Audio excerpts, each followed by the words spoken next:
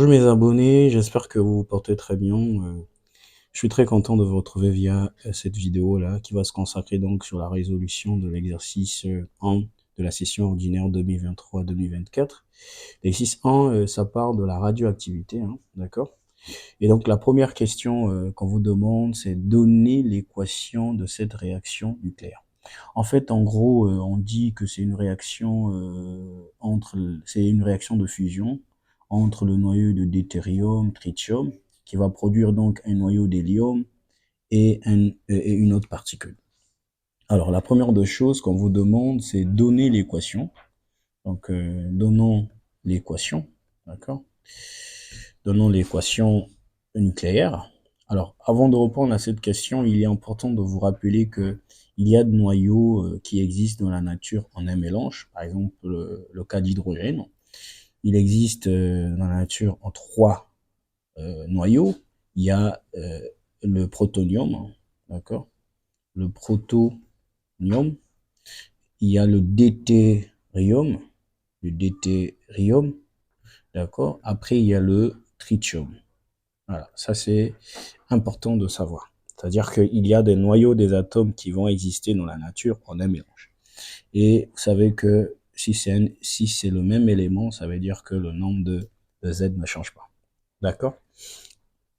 Alors, qu'est-ce qu'on nous dit? On nous dit que la réaction de fusion entre le deutérium et le tritium. Donc, on aura le deutérium qui va donc réagir, va se fusionner, pardon, avec le tritium, d'accord? Donne.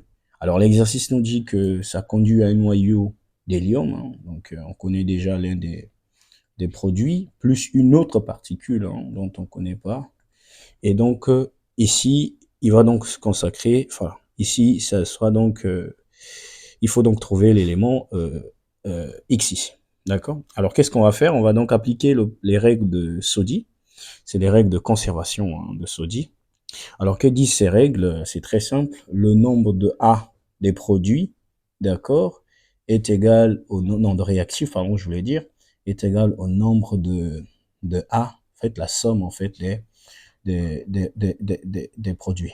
Donc, c'est la même chose aussi pour les nombres de protons. Donc, finalement, ici, on a 2 plus 3, ça fait donc 5, on va aller vite, qui sera donc égal à 4 plus A. Et A ici, ça sera égal à 5 moins 4, donc 1.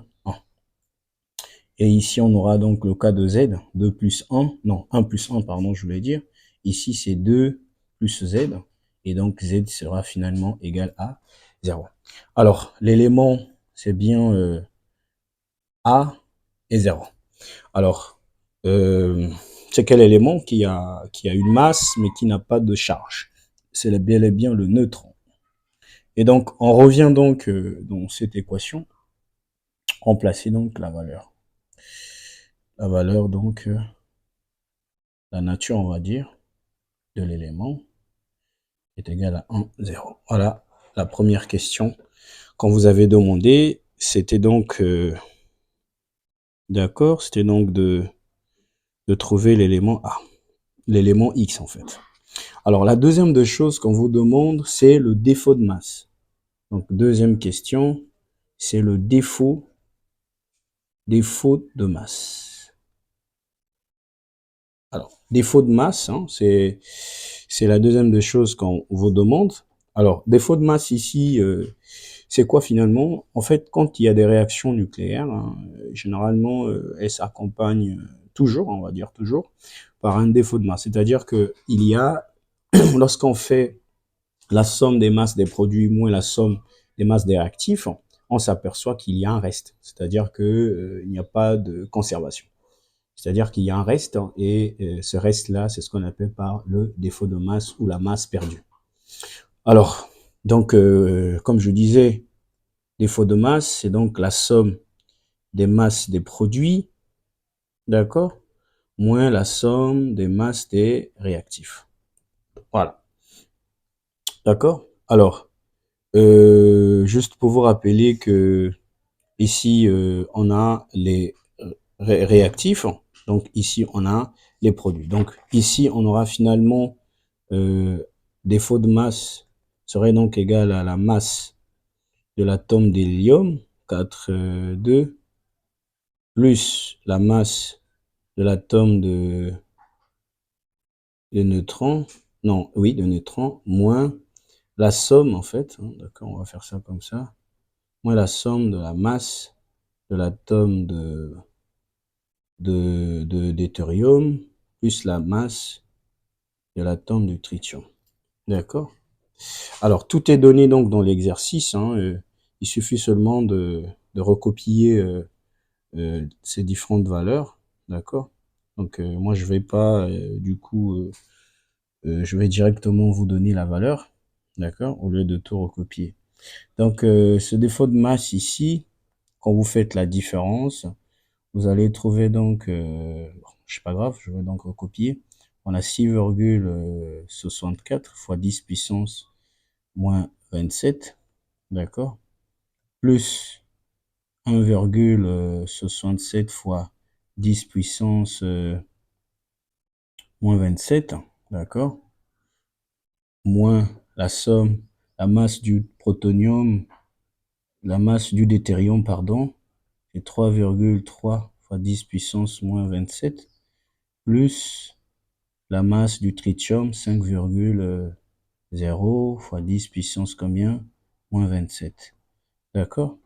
Et défaut de masse serait donc égal à combien? À moins 0,031, d'accord? 31, bon, on va prendre 3 chiffres, hein, pas la virgule, fois 10 puissance moins 27 kg. Mais vous voyez bien que cette valeur est inférieure à 0. Ça veut juste dire que ça veut juste dire quoi? Il y a une perte, d'accord? Ça veut juste dire qu'il y a une perte, en fait, de masse.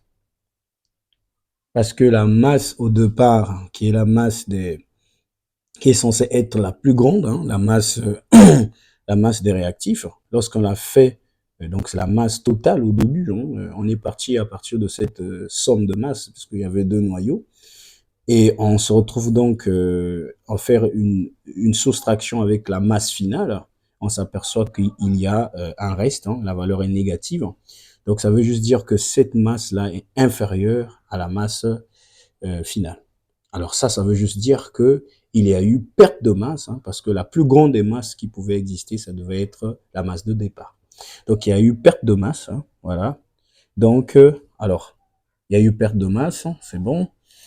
Alors dans l'exercice, on vous demande donc de discuter, je crois que c'est ça. Après, on vous demande de commenter son signe, hein. Donc vous voyez que ici c'est inférieur à 0, comme on vient de dire, et ça veut juste dire qu'il y a eu perte de masse. Alors, la question qui vient après, c'est de déterminer l'énergie produite par cette réaction de fusion et donner le résultat en MeV. Alors, c'est la troisième question, l'énergie. L'énergie libérée. Alors, ici, il faut savoir que, comme je vous ai dit, lorsqu'on fait une différence de masse, hein, entre la masse totale, enfin la masse initiale qui est la plus grande, qui est la masse de départ, et on soustrait ça avec la masse finale, on s'aperçoit qu'il y a un reste, hein, donc ça veut juste dire qu'il y a eu une perte de masse. Alors, cette perte de masse ici, d'après le principe de Einstein, peut être convertie en énergie. Alors, lorsqu'on va convertir donc cette valeur en énergie, ça sera donc l'énergie libérée. C'est-à-dire, en gros, c'est qu'il n'y a pas perte de masse, mais c'est juste que la masse perdue s'est transformée en énergie. C'est pourquoi, généralement, les réactions nucléaires s'accompagnent toujours à des grosses quantités d'énergie dégagée, donc à la chaleur. Donc, c'est ce qu'on va donc faire.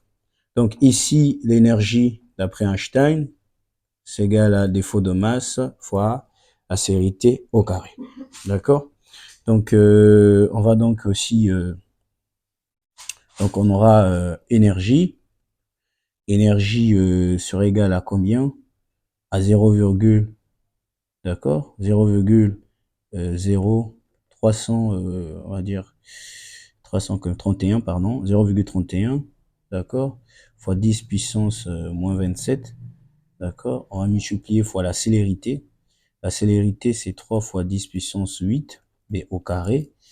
Au carré, ça va nous donner 2, d'accord, ça va nous donner 2,81, donc, d'accord, fois 10 puissance combien? Et moins 12 joules. En gros, si l'énergie est en joules, ça veut dire que le défaut de masse est en kilogrammes et celui-là en mètres par seconde. D'accord? Vous voyez bien que notre défaut de masse est en kilogrammes. D'accord? Ça veut juste dire que l'énergie va être en joules. Donc, l'énergie en joules, c'est 2,81 fois 10 puissance moins 12. D'accord? Alors, parce que après on nous a demandé de trouver ça aussi en MeV. Alors, il y a une relation qui lie MeV et électronvolt, hein. Non, MeV, pardon, et joule. Alors, c'est écrit en bas, voilà. Donc, on sait que 1 MeV, c'est ça? Voilà. On sait que 1 méga électronvolt égale à combien? Attendez, je vais voir. Égale à 1,6. Je crois que c'est ça, voilà, fois 10 puissance combien? Moins 13.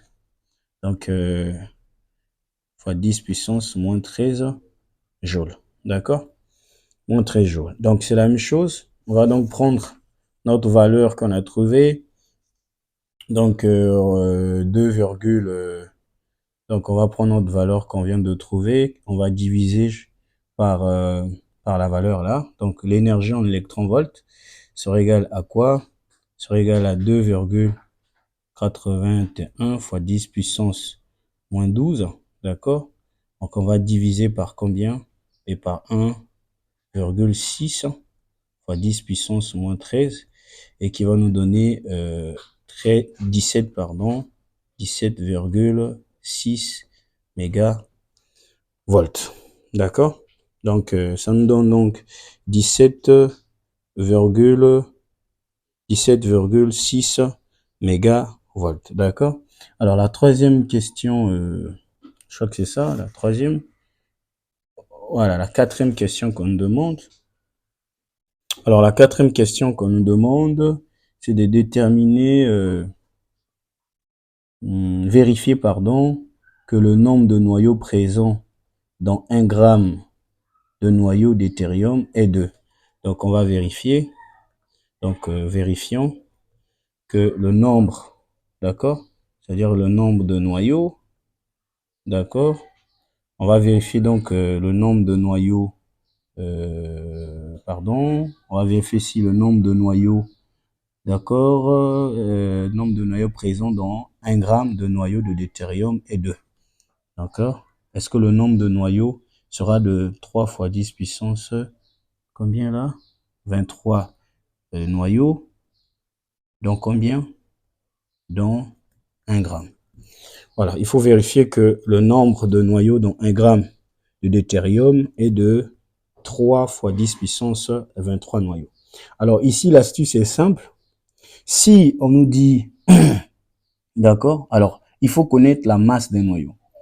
Parce qu'on veut trouver le nombre de noyaux dans 1 gramme, là il faut trouver la masse d'un noyau.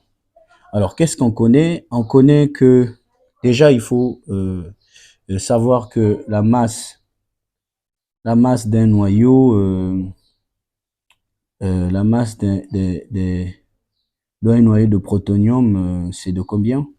Voilà. Un noyau, d'accord, de protonium a une masse de combien? De 3,34 fois 10 puissance combien? Moins 27. Ça, c'est un noyau, ça c'est en kilogrammes. Un noyau de deutérium, d'accord, a pour masse de combien? 3,34 fois 10 puissance 27. D'accord?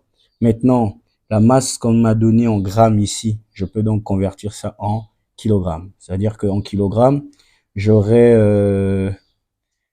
si je prends ça en kilogrammes, j'aurai donc 1 fois 10 puissance combien? Fois 10 puissance, donc 1 fois 10 puissance moins 3. 1 fois 10 puissance combien?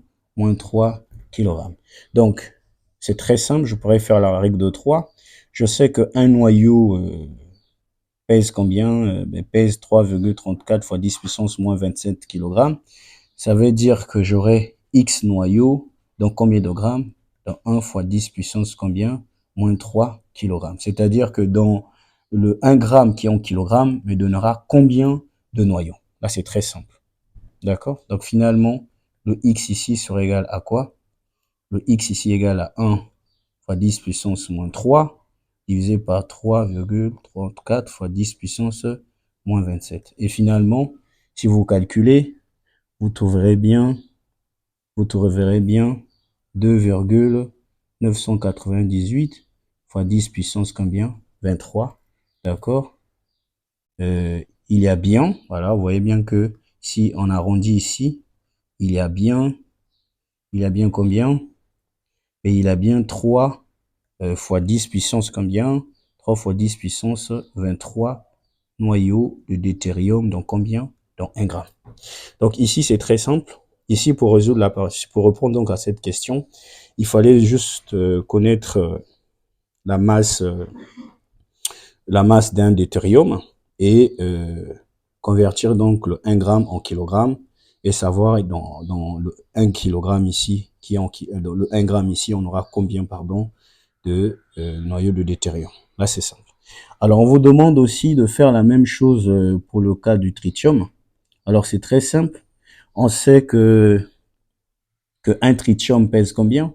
Alors, on a dit, on sait que un tritium, donc un tritium, il pèse combien?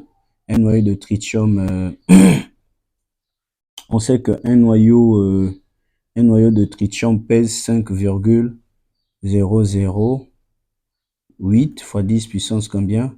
Moins 27. Alors, ça c'est un noyau. Alors, on nous a dit dans 1,5. Donc, on va aussi convertir ça en kilogrammes. Donc, on aura X ici, noyau. Donc, combien? Là, c'est en kilogrammes. Donc, 1,5 fois 10 puissance moins 3 kilogrammes. D'accord? Donc, le X ici sera justement la même chose. Donc, on va prendre 1,5 fois 10 puissance moins 3 sur 5,08 fois 10 puissance moins 27.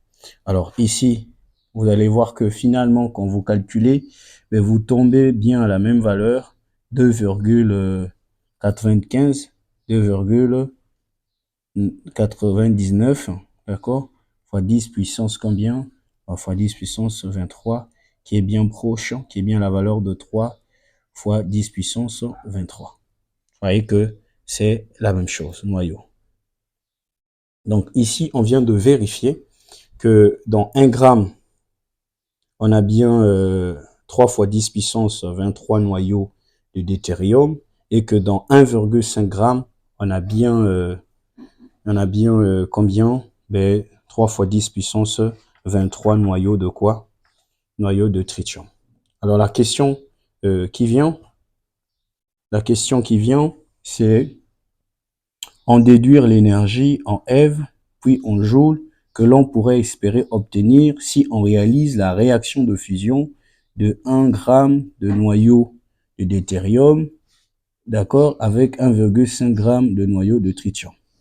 Alors, c'est qu'on sait que, à peine on vient de montrer que dans 1 gramme de deutérium, on a un nombre de combien? De 3 fois 10 puissance 23 noyaux, d'accord? Noyaux de quoi? De deutérium. Dans 1,5 g de tritium, ce qu'on constate, on vient de constater ici, on a 3 fois 10 puissance combien? 23 noyaux de tritium. D'accord? Noyaux de tritium. Alors, qu'est-ce qu'on nous dit? On nous dit maintenant de calculer l'énergie, d'accord, qui peut donc libérer un mélange de 1 g de deutérium et de 1,5 g de combien? De tritium. Alors, on sait que dans 1 gramme, on a 3 fois 10 puissance combien? 23 noyaux de deutérium et aussi dans 1,5 g de tritium, pardon, on a 3 fois 10 puissance 23. Alors, ici, ça sera donc simple de calculer l'énergie. Alors, l'énergie libérée sera donc quoi? Parce que vous savez que l'énergie est toujours fonction. Là, c'est important de vous le dire. L'énergie est toujours fonction de quoi? Une certaine quantité. Avant, on a trouvé l'énergie ici en joules. Hein. C'était combien? C'était bien l'énergie. C'était bien égal l'énergie qu'on a trouvée au départ. Attendez que je me retrouve. L'énergie au départ, c'était bien égal à 17,6 électron-volts. Ça, c'était l'énergie libérée par quoi? Par un noyau, d'accord? Par un noyau de quoi? Par un noyau deutérium plus un noyau de quoi? De tritium. Alors, c'est ce que l'exercice a dit. Hein. Donc, si on repart au début, qu'est-ce qu'on avait dit? On avait dit de calculer l'énergie produite par cette réaction de fusion. Oui, oui, mais si on repart en haut, la question dont on dit calcule le défaut de masse de cette réaction de fusion d'un noyau de tritium, de deutérium tritium. Donc ça veut juste dire que l'énergie qu'on a calculée, qui revient donc de notre défaut de masse, qui c'était donc le défaut de masse d'un noyau de deutérium tritium, d'accord? Donc l'énergie aussi qu'on a trouvée, c'est pour un noyau de deutérium tritium. Alors qu'est-ce qu'on nous demande dans l'exercice ici? De calculer l'énergie, cette fois-ci, de 1 gramme de deutérium et 1,5 g de tritium. Alors que dans 1 gramme, on a 3 fois 10 puissance 23 noyaux et que dans 1,5 g, on a aussi, 3 fois 10 puissance 23. Connaissant l'énergie libérée de un noyau de tritium et deutérium, si on nous demande ici de calculer pour 1 gramme et 1,5 g. Ici, il suffit justement donc de multiplier cette énergie-là fois le nombre en fait de noyaux et on trouvera donc l'énergie libérée par 1 g de deutérium et 1,5 g de tritium. Donc ici, l'énergie libérée sera donc ici dans la question qu'on nous demande, je crois que la question 5, qu'on nous demande, je crois que c'est ça, oui, la question 5, qu'on nous demande de calculer donc l'énergie. Alors l'énergie ici, l'énergie libérée ici, d'accord? L'énergie libérée ici sera donc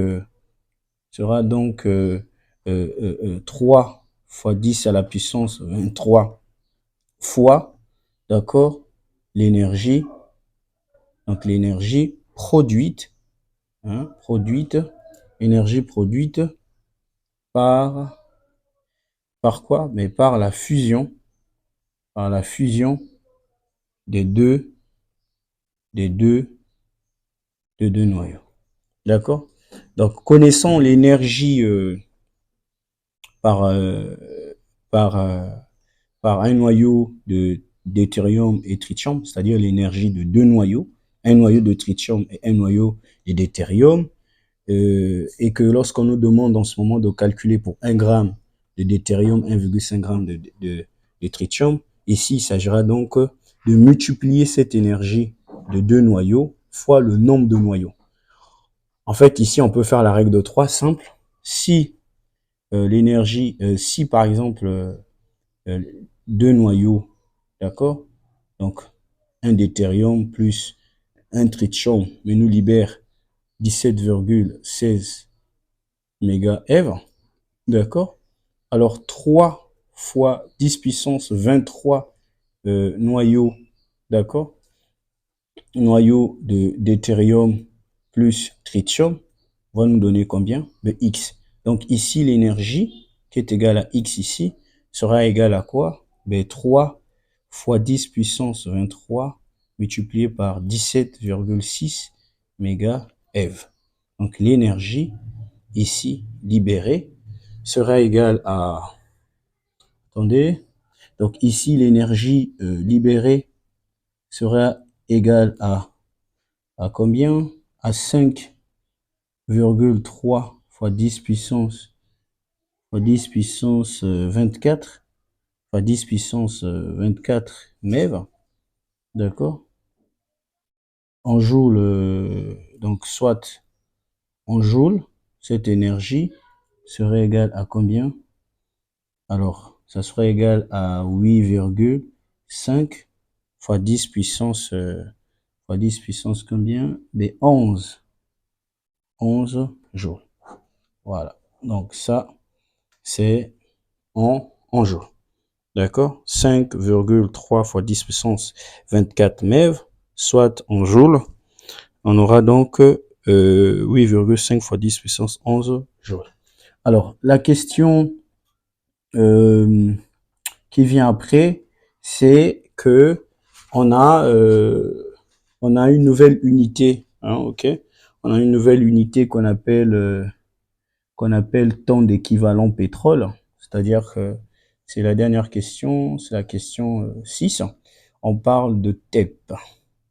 Donc c'est tonnes, donc c'est tonnes équivalent quoi? Équivalent pétrole. Alors, on parle d'équivalent pétrole. Alors, qu'est-ce qu'on dit de ça? On dit que c'est une unité d'énergie utilisée dans l'industrie et en économie et sert à comparer l'énergie obtenue à partir donc des sources différentes. On sait que un TEP égale à combien? Ben, égale à 4,2 fois 10 puissance combien? Et 10 joules. Voilà. 10 joules. D'accord? C'est-à-dire l'énergie libérée en moyenne par la combustion d'une tonne de pétrole. Alors, qu'est-ce qu'on nous demande? On nous demande de calculer en TEP l'énergie libérée par la fusion. Donc, calculons l'énergie libérée par quoi? Énergie libérée par 1 gramme. D'accord? 1 gramme par 1 gramme et 1,5 gramme ici de deutérium et ici de tritium. Alors, on a dit de calculer ça en TEP. Alors, on connaît la relation qui lie TEP et joule. Donc, ici, c'est très simple. On sait que l'énergie libérée qu'on vient de calculer à peine, qui est égale à 8,5 fois 10 puissance 11, d'accord? C'est en joules. Et on peut faire la règle de 3. D'accord? Si, donc connaissant notre énergie ici, qu'on vient déjà de calculer, hein, c'était en joules, donc le problème qu'on nous pose ici, c'est de trouver ça en TEP. Et on connaît la relation qui lie TEP et joule. Donc ici, c'est très simple. Donc si 4,2 fois 10 puissance 10 joules est égal à 1 TEP, ça veut dire que l'énergie ici, 8,5 fois 10 puissance 11 joules, va me donner X, d'accord? Et quand vous calculez ça, vous trouvez donc X serait égal à quoi? Ben, à 8,5 fois 10 puissance 11 fois 1 TEP sur quoi? Ben, 4,2 fois 10 puissance 10 joules. Et donc, ça vous donnera donc 20,2 de TEP. D'accord? Voilà. Donc, voilà ce qu'on était, pardon, de l'exercice 1 de votre TD. J'espère que ça a été assez clair. S'il y a des questions, n'hésitez pas à poser en commentaire. Merci beaucoup. On se voit après. N'hésitez pas à vous abonner et de partager ça.